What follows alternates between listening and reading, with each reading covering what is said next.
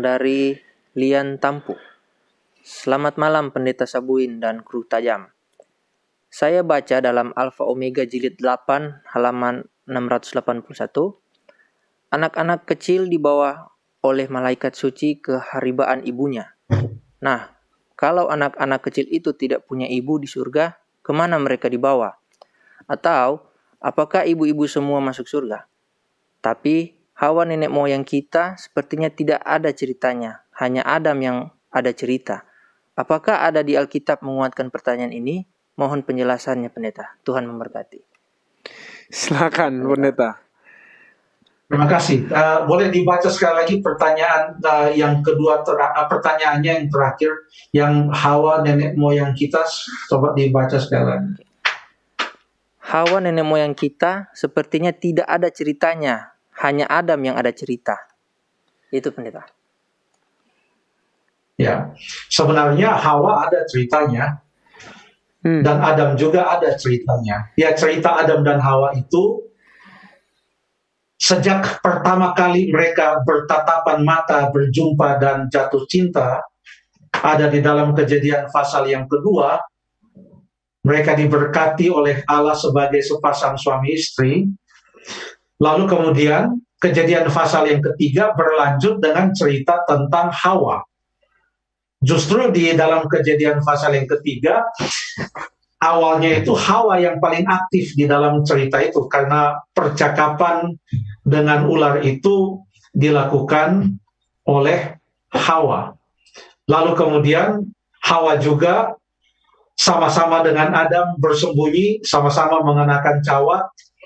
Lalu waktu Tuhan bertanya kepada Hawa, mengapa engkau makan itu buah?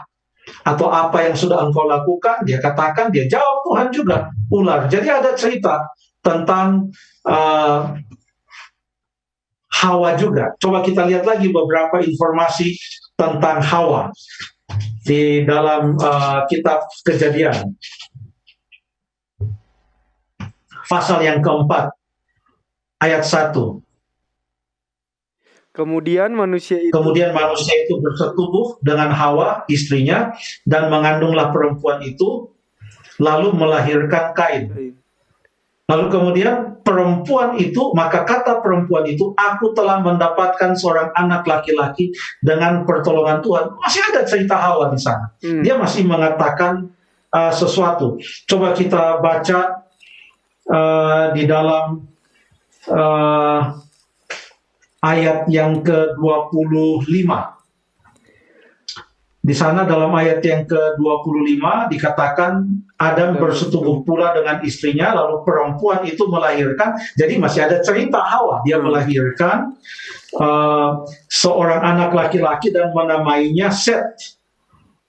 Jadi yang menamai Set itu adalah perempuan itu, sebab katanya, kata perempuan itu, Allah telah mengaruniakan kepadaku anak yang lain sebagai ganti Habel, sebab Kain telah membunuhnya. Jadi sampai ujung dari Kejadian pasal yang keempat masih ada cerita tentang Hawa. Bagaimana dengan cerita Adam?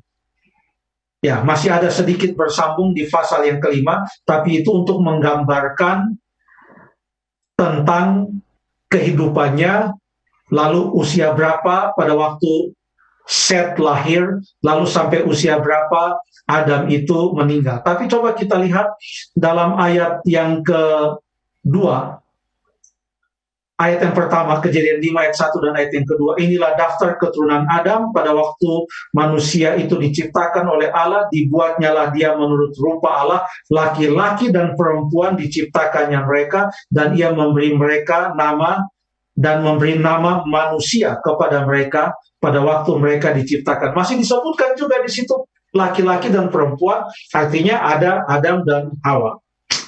Selanjutnya cerita Adam pun kita tidak bisa temukan. Hanya dikasih tahu kapan dia meninggal. Selesai.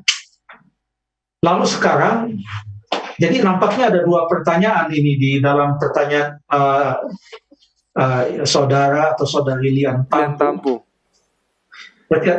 Seperti ada dua pertanyaan di sini.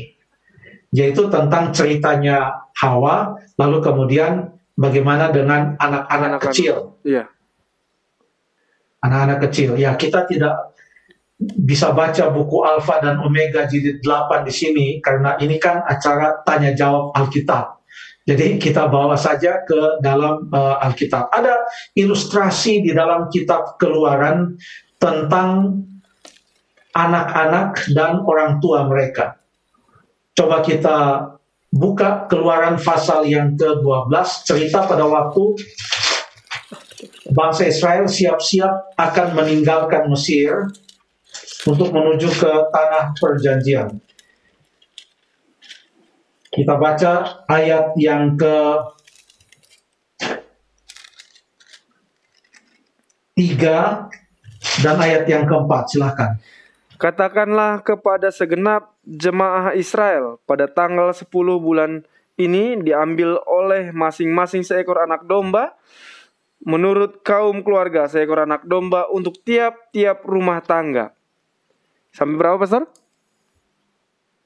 Terima kasih. Lalu kemudian saya singkatkan saja ceritanya. Darahnya itu harus dibubuhkan pada kedua tiang pintu dan ambang atas pada rumah-rumah di mana orang-orang memakan domba yang disembelih itu. Ini menggambarkan Paskah pada waktu itu ya. Lalu kemudian ayat yang ke-12 tolong dibaca. Ayat yang ke-12. Sebab pada malam itu aku akan menjalani tanah Mesir, dan semua anak sulung dari anak manusia sampai anak binatang akan kubunuh, dan kepada semua Allah di Mesir akan kujatuhkan hukuman. Akulah Tuhan Allah. Terima kasih. Lalu kemudian ayat yang ke-13, dan darah itu menjadi tanda bagimu pada rumah-rumah di mana kamu tinggal. Apabila aku melihat darah itu, maka aku akan lewat daripada kamu. Jadi tidak akan ada tulah kemusnahan di tengah-tengah kamu. Tidak akan ada anak-anak sulung yang meninggal di antara orang-orang Israel. Bila mana ada darah yang dibubuhkan pada pintu rumah mereka. Anak-anak sulung, ada yang anak sulung itu usia 5 tahun, ada yang anak sulung itu usia 3 tahun, pokoknya anak sulung. Ada yang anak sulung itu mungkin baru lahir, ya dia anak sulung. Ada anak sulung itu dalam rumah itu, anak dari orang tua itu, anak sulung itu mungkin sudah remaja, tapi dia adalah anak sulung. Jadi anak-anak sulung ini ada dalam berbagai jenjang usia yang disebutkan di sana. Jadi apa yang dilakukan oleh orang tua pada saat itu mempengaruhi apa yang akan terjadi pada anak-anak mereka. Saya menggunakan kata mempengaruhi. Ada unsur tanggung jawab orang tua, dan sekarang ini kita lihat tanggung jawab orang tua dari sudut pendidikan tentang iman, pendidikan tentang Alkitab, pendidikan tentang keselamatan untuk diberikan kepada anak-anak. Dan itu adalah merupakan tanggung jawab orang tua. Nah, dengan demikian pertanyaannya bagaimana dengan anak-anak ini? Ya, mungkin kita perlu baca nanti kalau ada waktu di dalam setting yang lain, buku Alfa dan Omega. Tetapi ini menunjukkan bahwa orang tua atau ibu secara khusus adalah guru di dalam rumah tangga. Anak-anak yang ada di dalam setiap rumah tangga itu sangat berharga. Kehidupan ibu mempengaruhi kehidupan anak-anak. Pernah Paulus sendiri berkata di dalam buku 2 Timotius pasal yang ke-3 yang menggambarkan peranan ibu kepada anak-anak. 2 Timotius pasal yang ke-3, saya akan baca ayat yang ke-15. Ingatlah juga bahwa dari kecil engkau sudah mengenal kitab suci yang dapat memberi hikmat kepadamu dan menuntun engkau kepada keselamatan oleh iman kepada Yesus Kristus. Ini adalah perkataan dari Paulus kepada Timotius yang sejak kecil. Memangnya sejak kecil Timotius tinggal dengan siapa?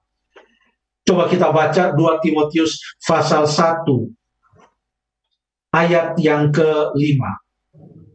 Sebab aku teringat akan imanmu yang tulus ikhlas, yaitu iman yang pertama-tama hidup di dalam nenekmu Lois dan di dalam ibumu Eunike, dan yang aku yakin hidup juga di dalam dirimu. Dari neneknya kepada ibunya, dari ibunya kepada dia, peranan ibu. Jadi kalau ada bacaan seperti itu menekankan pentingnya peranan ibu untuk mendidik anak-anak di dalam kebenaran. Selanjutnya mungkin kita bisa menduga-duga apa maksudnya. Tetapi untuk saat ini yang boleh saya sampaikan dari dalam Alkitab adalah betapa pentingnya peranan orang tua, khususnya ibu-ibu, di dalam mendidik anak-anak dalam kebenaran firman Tuhan. Terima kasih. Baik.